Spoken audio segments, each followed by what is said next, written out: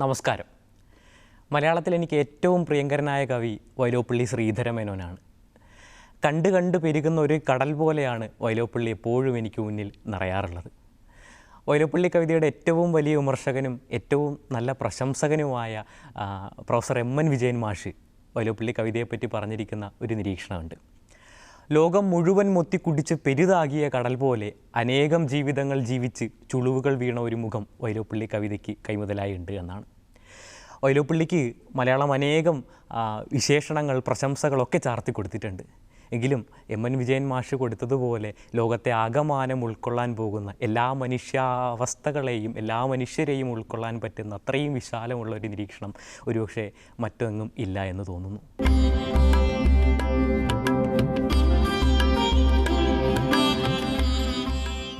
മലയാളത്തിലെ ഏറ്റവും മികച്ച ദാമ്പത്യ കവിതകൾ ഏതാണെന്ന് ചോദിച്ചാൽ നമ്മുടെ മനസ്സിലേക്ക് ആദ്യം ഓടിയെത്തുക കണ്ണീർപ്പാടവും ഊഞ്ഞാലിലുമായിരിക്കും. ഈ രണ്ട് കവിതകൾക്കും വൈലോപ്പിള്ളിയുടെ ജീവിതവുമായി ദാമ്പത്യ ജീവിതവുമായി വളരെ അടുത്ത ബന്ധമുണ്ട് എന്ന് നമ്മൾ വായനക്കാർ കരുതാറുണ്ട്. അതിന് കാരണം വളരെ കവി ജീവിതത്തോളം തന്നെ നമുക്ക് പരിചിതമാണ് കവിയുടെ വ്യക്തിജീവിതവും എന്നുള്ളതാണ്. പലപ്പോഴും അദ്ദേഹത്തിൻ്റെ ജീവിതവുമായി ആഴത്തിൽ ബന്ധപ്പെട്ട് കിടക്കുന്ന അനേകം വരികൾ ഈ കവിതയിൽ നിന്ന് നാം കണ്ടെടുക്കാറാകും. ഒരുപക്ഷെ കവിതയിൽ ജീവിതത്തിൽ ജീവിക്കാൻ മറന്നുപോയ ഒരാൾ കൂടിയാണ് വൈലോപ്പിള്ളി ശ്രീധരമേനോൻ എന്ന് കാലം നമ്മോട് പറഞ്ഞിട്ടുണ്ട്. അതിന് അന്നേ അദ്ദേഹം സമാധാനവും കരുതി വച്ചിരുന്നു. കെട്ട ജീവിതമുണ്ടെനിക്കെന്നാൽ മറ്റൊരു കാവ്യ ജീവിതം മഞ്ഞിൽ. വൈലോപ്പിള്ളി കവിതയുടെ ഏറ്റവും വലിയ സവിശേഷതയായി എപ്പോഴും നമ്മൾ കാണാറുള്ളത് വാക്കുകൾ ഏറ്റവും സമർത്ഥമായി വൈലോപ്പിള്ളി ഉപയോഗിക്കുന്ന ആ ഒരു രീതിയിലാണ്. ഒരു വാക്ക് തന്നെ അതിൻ്റെ അർത്ഥത്തിലും അതിൻ്റെ വിപരീതമായ അർത്ഥത്തിലും ഉപയോഗിക്കാനുള്ള അസാധാരണമായൊരു ശേഷി വൈലോപ്പിള്ളി കവിതയിൽ എപ്പോഴും നാം കാണാറുണ്ട്. കണ്ണീർപ്പാടം എന്ന കവിതയുടെ തുടക്കത്തിലും നമ്മൾ അങ്ങനെ തന്നെയാണ് കാണുന്നത്. വളരെ സാധാരണമായ ഒരു യാത്രയിലേക്ക് ഒരു ചോദ്യത്തിൽ നിന്നാണ് കവിത ആരംഭിക്കുന്നത്. ബസ് വന്നുപോയി ദൂരാലിരമ്പം കേൾപ്പു വേഷം വിസ്തരിച്ചതുപോലും അമ്പലത്തിലേക്കല്ലേ. ദൂരത്ത് നിന്നതാ ബസ് വരുന്നു, ക്ഷേത്രത്തിലേക്ക് പോകാനാണ്, നീ ഇന്നെയും ഇങ്ങനെ ഒരുങ്ങിക്കൊണ്ട് നിൽക്കുവാണോ എന്നൊരു ചോദ്യം. അതിന് മറുപടി അടുത്ത വരിയിൽ നമുക്ക് കിട്ടുന്നുണ്ട്. പിന്നെയും ചന്തം ചാർത്തി തങ്ങിനീ ഭദ്രേ ബസ് വന്നു പോയി സവിഷാദം നിന്നു നാം ആലിൻ ചോട്ടിൽ എന്നാണ്. നോക്കൂ, അതിലെ ബസ് വന്നുപോയി, ആദ്യത്തിലെ ബസ് വന്നുപോയി എന്ന് പറയുന്നത് ബസ് ദൂരത്ത് നിന്ന് വരുന്നു എന്നാണെങ്കിൽ രണ്ടാമത്തെ വരിയിലെ ബസ് വന്നു പോയി എന്നുള്ളത് ബസ് വന്നു പോയി എന്നുള്ളതാണ്. ഇങ്ങനെ ആ കവിതയുടെ ആരംഭത്തിൽ തന്നെ വളരെ സാധാരണമായ ഒരു അനുഭവത്തെ ഏറ്റവും മനോഹരമായി കാവ്യഭാഷയിലേക്ക് ഒതുക്കി വെച്ചുകൊണ്ടാണ് കവിത നമ്മളെ കവിതയിലേക്ക് കവി വലിച്ചിടുന്നത്. അങ്ങനെയാണ് കണ്ണീർപ്പാടം ആരംഭിക്കുന്നത്. അപ്പോൾ ഇനി എങ്ങനെയാണ് എത്രയും പെട്ടെന്ന് നമ്മുടെ ക്ഷേത്രത്തിലേക്ക് എത്താനുള്ളൊരു മാർഗം എന്ന് നമ്മുടെ ദമ്പതികൾ ആലോചിക്കുകയാണ്. അപ്പോൾ അവിടെ ഐഡിയ വന്നു കഴിഞ്ഞു. പാടം മുറിച്ച് കടന്നു കഴിഞ്ഞാൽ വളരെ എളുപ്പത്തിൽ നമുക്ക് അപ്പുറം എത്താം. വരിശപ്പാടം നമ്മൾ അർത്ഥസമ്മതം മൂളുകയാണ്. അങ്ങനെ നമ്മുടെ രണ്ടുപേരും ചേർന്ന് പാടം മുറിച്ച് കടന്നപ്പുറം എത്താനായി യാത്ര തുടങ്ങുകയാണ്. അവിടെയാണ് നമ്മുടെ പ്രകൃതിയെ ഈ കവിതയിൽ ഏറ്റവും മനോഹരമായി വൈലോപ്പിള്ളി സന്നിവേശിപ്പിക്കുന്നത്. കുരുന്നു ഞാറിൻ്റെ തലപ്പ് മാത്രം വെള്ളത്തിന് മുകളിൽ പൊങ്ങി നിൽക്കുന്ന, അതായത് ചുറ്റും വെള്ളം നിറഞ്ഞു നിൽക്കുന്ന പാടം. ആ പാടത്തിൽ ശേതമായൊരു കൊറ്റിയുടെ ചിറക് പോലും ഇല്ലാതെ ഇരുട്ട് പരന്നു കിടക്കുകയാണ്. അവരുടെ തലയ്ക്ക് മുകളിലുള്ള ആകാശമാകട്ടെ പല പോത്തിനെ ചേർത്ത് പൂട്ടിയ ചെളിപ്പാടം പോലെ ആണ് ഒരു പുലരിയിൽ അവർക്ക് തോന്നുന്നത്. ആ നിമിഷമാണ് നമ്മൾ മനസ്സിലാക്കുന്നത് ഇവർ നടന്നുകൊണ്ടിരിക്കുന്ന ആ പാടം അതൊരു വെറും പാടമല്ല, മറിച്ച് അവരുടെ ജീവിതത്തിൻ്റെ അവരുടെ ദാമ്പത്യത്തിൻ്റെ ഒരു കണ്ണീർ പാടമാണ് എന്ന്. ബസ്സു വന്നു പോയി ദൂരാലിരമ്പം കേൾപ്പൂ വേഷം വിസ്തരിച്ചതു പോരും അമ്പലത്തിലേക്കല്ലേ. പിന്നെയും ചന്തം ചാർത്തി തങ്ങി നീ ഭദ്രേ ബസ്സു വന്നു പോയി സവിഷാദം നിന്നു നാമാലിൻ ചോട്ടിൽ. സ്റ്റാൻഡിലെത്തണം വണ്ടി കിട്ടുവാനിനി ദൂരം താണ്ടണം അങ്ങോട്ടേക്കു നാഴിക 2 3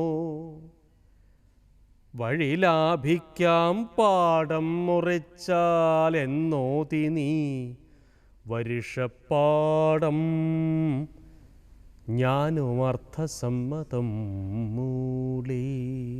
കുരുന്നു ഞാറിൻ പച്ചത്തലപ്പും വരമ്പിൻ്റെ ഞരമ്പുമല്ലാതെല്ലാം ആണ്ടു നിൽക്കുന്നു നീറ്റിൽ. ശ്വേതമായൊരു കൊറ്റിച്ചിറകം ചലിപ്പീല. കൈതകൾ കഴുത്തോളം വെള്ളത്തിൽ നിൽപ്പൂ ദൂരെ. കാർത്തിരക്കേറും വാനം പല പോത്തിനെ ചേർത്തു പൂട്ടിന ചളിപ്പാടം പോലെയുണ്ടുഷച്ചോപ്പിൽ. കാർത്തിരക്കേറും വാനം പല പോത്തിനെ ചേർത്തു പൂട്ടിന ചെളിപ്പാടം പോലെയുണ്ടുഷച്ചോപ്പിൽ. പാടത്തിലൂടെ മുന്നോട്ട് നടക്കുമ്പോൾ പാടം വരമ്പ് വഴുക്കുന്നുണ്ടെന്നും സൂക്ഷിച്ച് നടക്കണമെന്നുമൊക്കെ കരുതൽ വാക്കുകളൊക്കെ അവരിങ്ങനെ പങ്കുവയ്ക്കുന്നുണ്ടെങ്കിലും അവരുടെ മനസ്സിൽ എന്നോ അവരുടെ മനസ്സിൽ നിറഞ്ഞിരുന്ന ആ സ്നേഹത്തിൻ്റെ അഗാധതയ്ക്ക് മുകളിൽ അവരുടെ പരിഭവവും അസൂയയും സ്വാർത്ഥതയും ഒക്കെ നിറഞ്ഞിരിക്കുന്നു. അങ്ങനെ ഇതെല്ലാം നിറഞ്ഞ് കാറുമൂടിയ കണ്ണീർ പാടത്തിലൂടെയാണ് അവർ നടക്കുന്നത്. വളരെ സാധാരണമായ അവരുടെ യാത്ര വളരെ നിസ്സഹായമായ ദയനീയമായ ഒരു യാത്രയായി മാറുന്നതാണ് നാം ആദ്യ ഭാഗത്ത് കാണുന്നത്. വഴുക്കുന്നുണ്ടേ നല്ലതാ വരമ്പാണെന്നൊക്കെ മയത്തിൽ അതുമിതും ദാക്ഷിണ്യം പറഞ്ഞാലും ആ വഴിയൂടെ നീങ്ങി മുന്നോട്ടു മന്ദം നമ്മൾ അവതും മിണ്ടാതെ ആ മൗനത്തിനടിത്തട്ടിൽ തമ്മിലത്രമേലിഷ്ടമാകിലും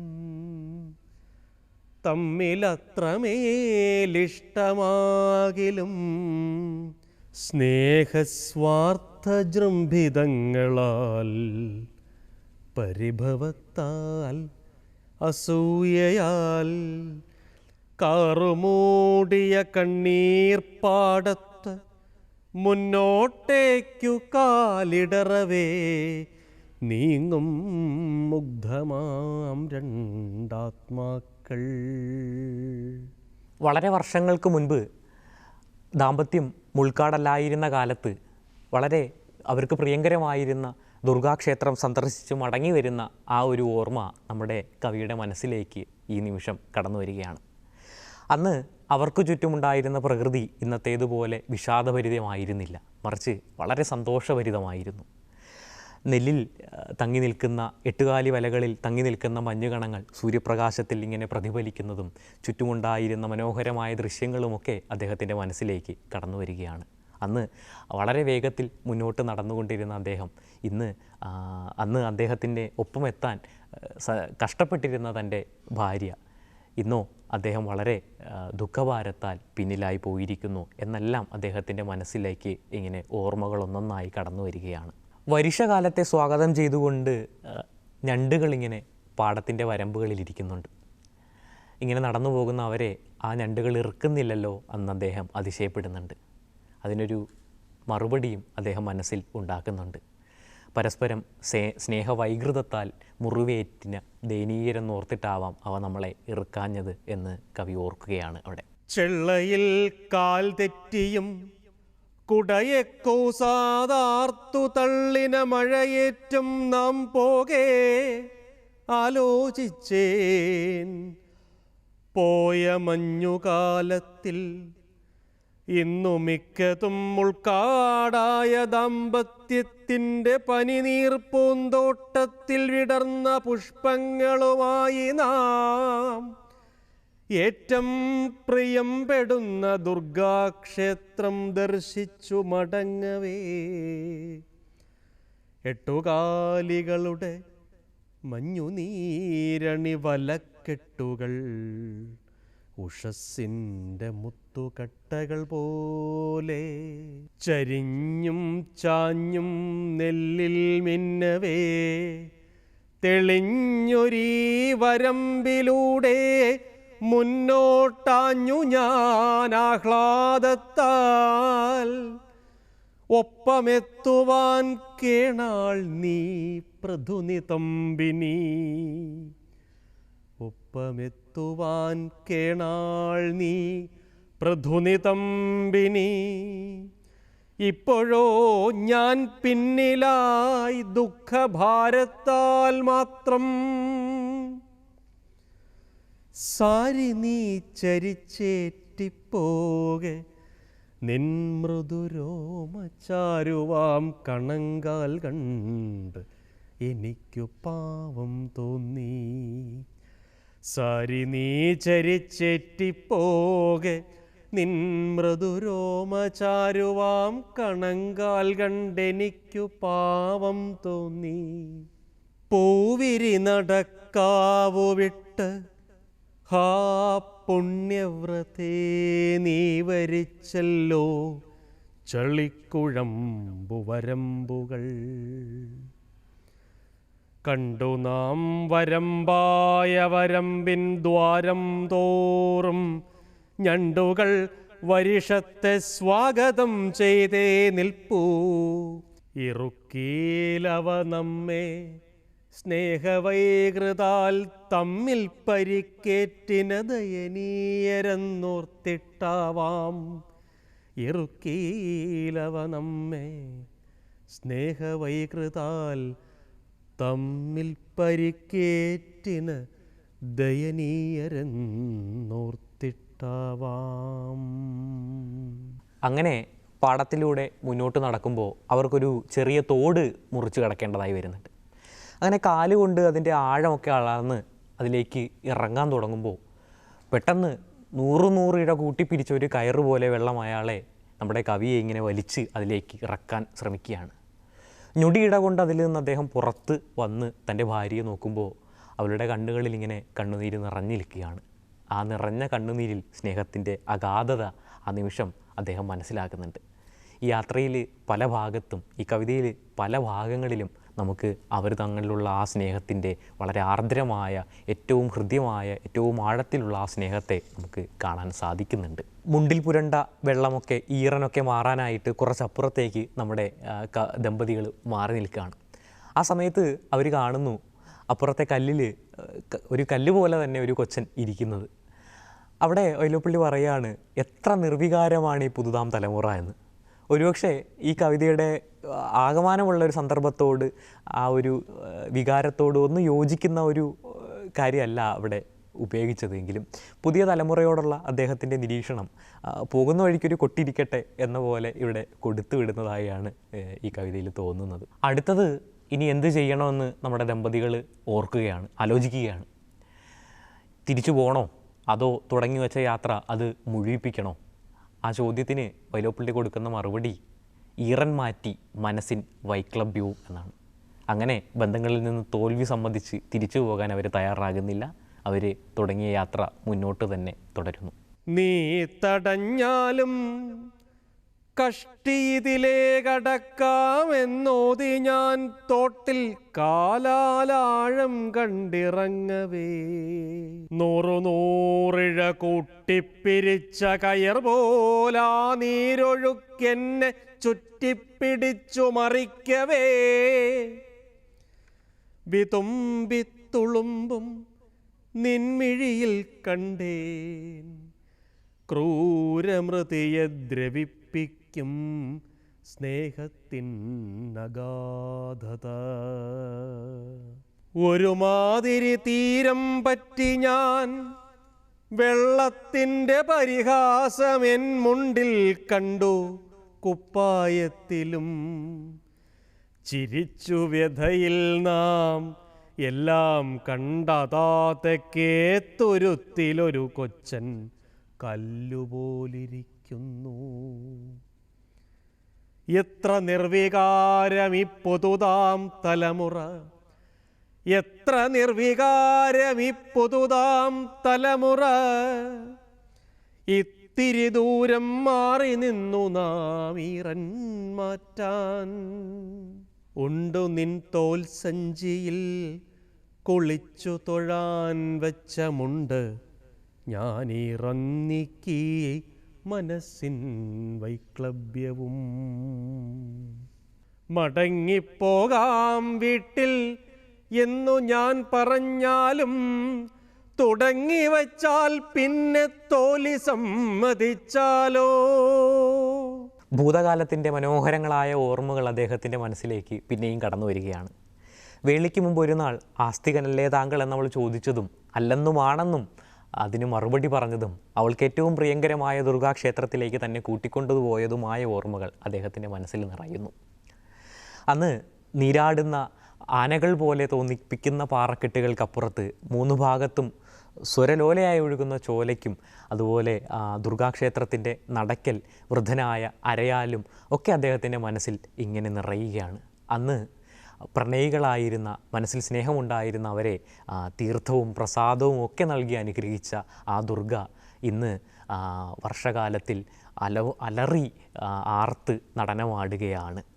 മനസ്സിൽ സ്നേഹമില്ലാതെ എങ്ങനെയാണ് തങ്ങളുടെ പ്രിയങ്കരിയായ ആ സ്നേഹലോലുയായ ഏത് ഘട്ടകാലത്തിലും അനുഗ്രഹം നൽകുന്ന ആ ദുർഗയെ കാണാൻ ചെല്ലുന്നത്? എങ്ങനെ ആ യാത്ര പൂർണ്ണമാകും എന്ന് കവി ഓർക്കുകയാണ്. ഞാൻ ഓർത്തു വേളിക്കു മുമ്പൊരു നാൾ ചോദിച്ചു നീ ആസ്തികനല്ലേ താങ്കൾ. അല്ലെന്നുമാണെന്നും ഞാൻ ഒഴിഞ്ഞേൻ, അല്ലെന്നും ആണെന്നും ഞാൻ ഒഴിഞ്ഞേൻ. പിന്നീടെന്നെ മെല്ലെന്നു പോകിച്ചു നീ നിൻ പ്രിയ ദുർഗാലയം.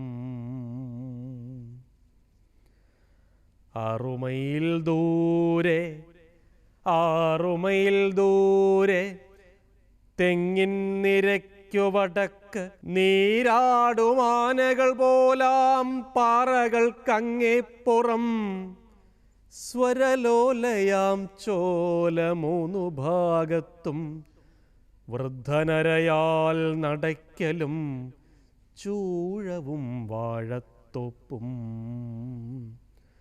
സുഖരമ്യമാം പുഞ്ചപ്പാടവും സുഖരമ്യമാം പുഞ്ചപ്പാടവും നീരാവിയാൽ പുകയും നീലക്കുന്നിൻ നിരയും ചേർന്നാ ക്ഷേത്രം.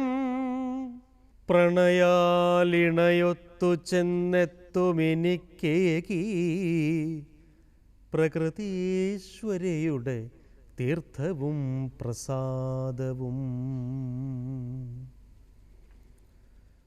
ദുർഗതിയിലും ശാന്തി നമുക്കു നൽകിപ്പോന്ന ദുർഗ ആ വനകൂല ഗ്രാമദേവത കാലവർഷത്തിൽ സ്വയം മർത്യനു കേറാൻ വച്ച പാലവും മുക്കി കാറ്റിൽ കരിങ്കാർ മുടി ചിന്നി ജരഠനരയാലും ഞെട്ടവേ കുന്നിൻ ചോലക്കുരുതി കുടിച്ചു നിന്നലറിയാടുന്നുണ്ടാം. തൊട്ടടുത്ത കുന്നുകൾ നീറിടും പച്ചക്കൊള്ളിപ്പട്ടടകളെപ്പോലെ നിഭൃതം പുകയവേ. തങ്ങളിൽ മനം കറുത്തങ്ങു നാം വീണ്ടും ചെന്നാൽ എങ്ങനെ ശരിപ്പെടാൻ? എങ്കിലും പോയേ പറ്റൂ. നമ്മുടെ ദമ്പതികൾക്ക് പിന്നെയും മുമ്പിലൊരു വരമ്പ് മുറിച്ച് കടക്കേണ്ടതായി വരുന്നുണ്ട്. നമ്മുടെ കവി അനായാസം അത് മുറിച്ച് കടക്കുന്നു, ഭാര്യയ്ക്ക് അത് മുറിച്ച് കടക്കാൻ സാധിക്കുന്നുമില്ല. അങ്ങനെ പരസ്പരം എന്ത് ചെയ്യണമെന്നറിയാതെ നോക്കി നിന്നിട്ട് കവി തിരിച്ചിപ്പുറം വരികയാണ്. ആ നിമിഷം കവി ഒരു അസന്ദർഭ കവിചാവലം നടത്തുകയാണ്. ആകാശത്തിൻ്റെ ചുരിഞ്ഞ പിരികം പോലെ ഒരു മേഘത്തെ ചൂണ്ടി അയാൾ തൻ്റെ ഭാവനയെ പുറത്തു കൊണ്ടുവരുന്നു. എന്നാൽ നമ്മുടെ ഭാര്യയാകട്ടെ വളരെ നിന്നയോടെ അലസമായി അതിനെ ഒന്ന് നോക്കി മൂളുക മാത്രമാണ് ചെയ്യുന്നത്.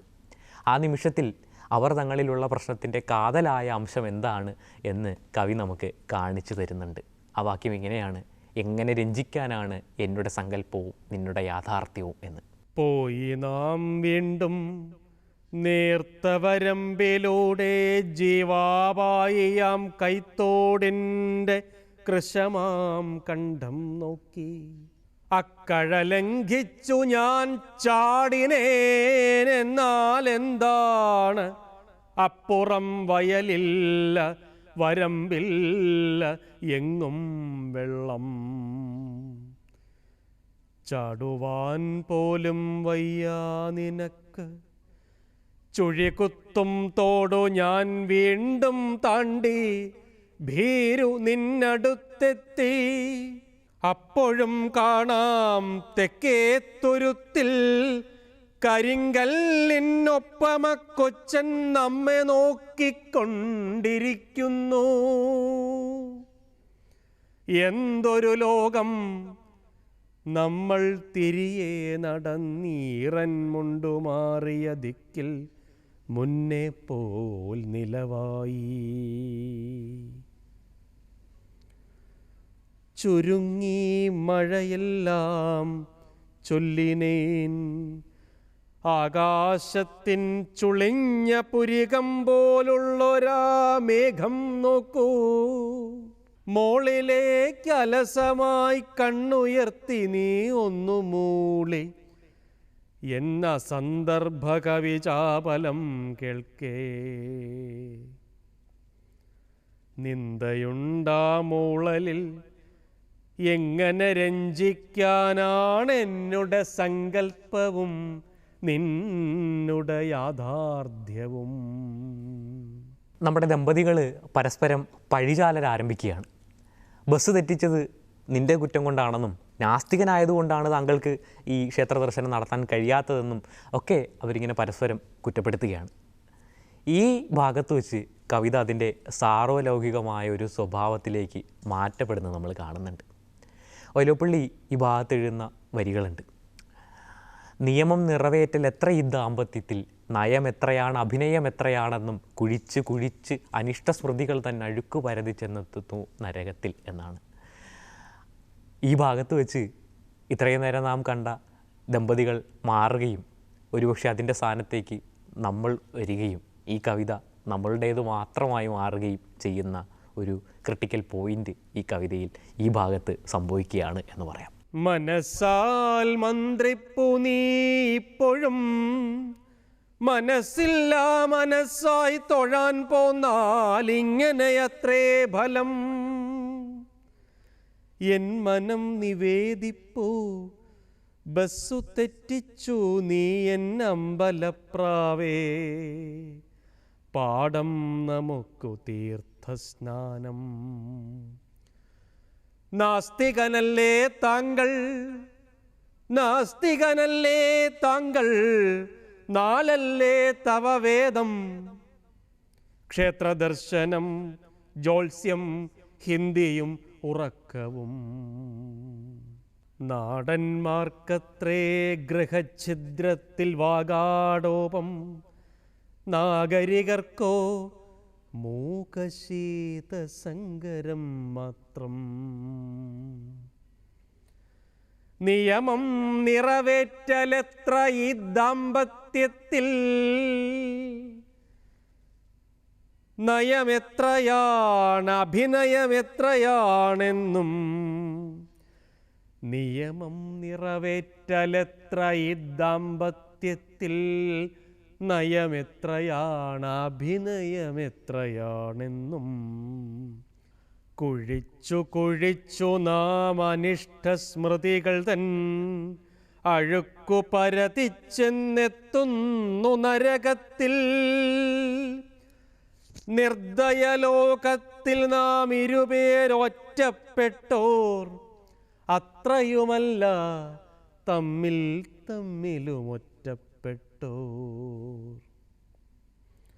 പിറക്കാതിരുന്നെങ്കിൽ പാരിൽ നാം സ്നേഹിക്കുവാൻ വെറുക്കാൻ തമ്മിൽ കണ്ടുമുട്ടാതെയിരുന്നെങ്കിൽ. അങ്ങനെ പരസ്പരം പഴിചാരി നിൽക്കുമ്പോഴാണ് അവർക്ക് മുമ്പിലേക്ക് മറ്റൊരു ഗ്രാമീണ ദമ്പതികൾ കടന്നു വരുന്നത്. യാതൊരു അർത്ഥശങ്കയ്ക്കും വകയില്ലാതെ വളരെ സ്നേഹത്തോടെ വളരെ സ്വാഭാവികമായി വളരെ അനാർഭാടമായി അയാൾ തൻ്റെ പ്രിയതമയുടെ കൈപിടിച്ച് അപ്പുറം കടന്നു പോവുകയാണ്. ഇത് കാണുന്ന നമ്മുടെ കവിയും അദ്ദേഹത്തിൻ്റെ ഭാര്യയും അതുപോലെ തന്നെ ചെയ്യുകയാണ്. പരസ്പരം കുറ്റപ്പെടുത്തലുകൾ മാറ്റി പരസ്പരം സഹായിച്ചാൽ തീരാവുന്ന പ്രശ്നങ്ങൾ മാത്രമേ ജീവിതത്തിലുള്ളൂ എന്നവർ മനസ്സിലാക്കുന്നു. പരസ്പരം സഹായിച്ചപ്പോൾ ജീവിതത്തിലെ ആ ഒരു വിഷമ പദപ്രശ്നം എന്തെളുപ്പമായി എന്നും അവർ മനസ്സിലാക്കുന്നു. മാത്രമല്ല അവരുടെ ആ ഒരു പരസ്പര സഹായത്തിലൂടെ ഒരുമിച്ചുള്ള ആ മുന്നോട്ട് പോക്ക് കണ്ട് പ്രകൃതിയും വളരെ സന്തോഷഭരിതയാകുന്നു. കാറു മൂടിയിരുന്ന ആകാശം അവരെ നോക്കി പുഞ്ചിരിക്കുന്നതായും ചുറ്റുമുള്ള മഴയുടെ ശബ്ദം കളഗാനമായും അവർക്ക് തോന്നുകയാണ്. കണ്ടു നാം കിഴക്കു നിന്നെത്തുന്നതന്നേരത്തു രണ്ടുപേർ, സാധാരണ ഗ്രാമീണ മിഥുനങ്ങൾ. പ്രായമായെന്നാകിലും പ്രയത്നദാർഢ്യം കാട്ടും സ്വീയമാം നടത്തത്താൽ മാത്രയിലടുത്തെത്തി അവരാത്തോട്ടിൻ കുപ്പിക്കഴുത്തു ചാടിക്കടന്ന പരതടത്തിങ്കലണഞ്ഞാരനായാസം. ത്രാണിയിൽ ചാടിക്കടന്നപ്പുമാൻ പെണ്ണാളുടെ പാണിയെ ഗ്രഹിച്ചാഞ്ഞു കടത്തിയവളെയും അസ്തശങ്കമായി സ്വാഭാവികമായി സസ്നേഹമായത്രയും അനാർഭാടമായി അവരതു ചെയ്തു. മഗ്നമാം വരമ്പോടെ കാൽപതിച്ചത പോയാർ സത്വരം ജലോപരി നടക്കുന്നതുപോലെ അങ്ങനെ ചെയ്തു നാമം. അക്കിടങ്ങാദ്യം ചാടി നിൻകരം ഗ്രഹിച്ചു ഞാൻ, കടത്തി നിന്നെ ശ്രമാൽ. ഗഗനത്തിലെ മേഘച്ചിറ ഇപ്പോഴേ പൊട്ടിഗതി കെട്ടിനിയും നാം തിരിയുമെന്നോർത്താലും ഒന്നുമുണ്ടായില്ല, അതു പെയ്തില്ല. ദൈവത്തിനു നന്ദി, ആ മുങ്ങിത്താണവരമ്പിൽ കാൽ വെച്ചു നാം. വിരുതിൽ പോയി കണ്ണീരണ്ട ജീവിതത്തിൻ്റെ വിഷമപദപ്രശ്നമെന്തെളുപ്പമായെന്നോ. നെടുതാം വരമ്പെത്തി നമ്മൾ മുന്നേറും നേരം ഒടുവാക്കാർമേഘത്തിന്നിമ്പാച്ചി മുഖഭാവം മഴയായി ചിരിയായി ചാലിട്ട് 100,000 വഴിയായി പായും നീറ്റിൻ കളഗാനമായി മാറി. സ്നേഹത്താൽ മാത്രം മറികടക്കാവുന്ന തോടുകൾ അവരും മറികടന്ന് മുന്നോട്ട് പോവുകയാണ്. തൻ്റെ പ്രിയതമയെ കൊടചൂടിച്ച് കടന്നുപോയ ആ ഗ്രാമീണനെ കവി നന്ദിയോടെ ഓർക്കുകയാണ് ആ നിമിഷം. പിന്നെയോ അവരിങ്ങനെ മുന്നിലേക്ക് നടക്കുമ്പോൾ മഴയുടെ കൃഷിപ്പണി കണ്ടുകൊണ്ട് ശുഭ്രവസ്ത്രമൊക്കെ ധരിച്ച് വന്നു നിൽക്കുന്ന ഒരു ജന്മിയെ അവർ കാണുന്നുണ്ട്. വൈലോപ്പിള്ളി എഴുതുന്നത് മാപ്പ് നൽകി നാം അദ്ദേഹത്തിനും എന്നാണ്. സ്വാഭാവികമായും നമ്മൾ ചോദിച്ചു പോകും, എന്തിനാണ് അദ്ദേഹത്തിന് ഈ നിമിഷം മാപ്പ് നൽകുന്നത് എന്ന്. അവിടെ നാം മനസ്സിലാക്കേണ്ടത് വൈലോപ്പിള്ളി തൻ്റെ കവിതകളിലൂടെ എല്ലാ കാലത്തും മുന്നോട്ട് വെച്ച ആദർശം എന്തായിരുന്നു എന്നതാണ്. എല്ലാത്തരം ചൂഷണ വ്യവസ്ഥിതികൾക്കുമെതിരെ, എല്ലാത്തരം എസ്റ്റാബ്ലിഷ്മെൻറ്റുകൾക്കുമെതിരെ, മനുഷ്യരെ അടിമകളാക്കി വെക്കുന്ന ചാതുർവർണ്ണ വ്യവസ്ഥിതിക്കുമെതിരെ വളരെ കർക്കശമായി തൻ്റെ പടവാൾ നയിച്ച വൈലോപ്പിള്ളിയിലെ വിപ്ലവ ഊർജം വളരെ സ്നേഹാതുരമായ, വളരെ പ്രണയാതുരമായ ഒരു പ്രണയ കവിതയിലും കടന്നു വരികയാണ് ഇവിടെ. എങ്കിലും വൈലോപ്പിള്ളി എഴുതുകയാണ്, ഒരു തെറ്റും ക്ഷമിക്കാനാകാത്ത തെറ്റ് ചെയ്യുന്ന ആ ജന്മിക്ക് പോലും പ്രണയത്താൽ അവർ മാപ്പ് കൊടുക്കുകയാണ്. മനുഷ്യരെ പ്രണയം എത്രമേൽ ആർദ്രതയുള്ളവരാക്കി മാറ്റും എന്ന് പറയാതെ പറയുന്ന ഒരു നിമിഷമാണ് ഈ നിമിഷം. കുളിർ തെന്നലിൽ പാറി കൈതപ്പൂം പരിമളം എങ്ങു പോയി ഉദാത്തനാ ഗ്രാമീണൻ. താനേ തങ്ങും തൻ കുടുംബിനിയെ നീ കുട ചൂടിച്ചേ പോകേ.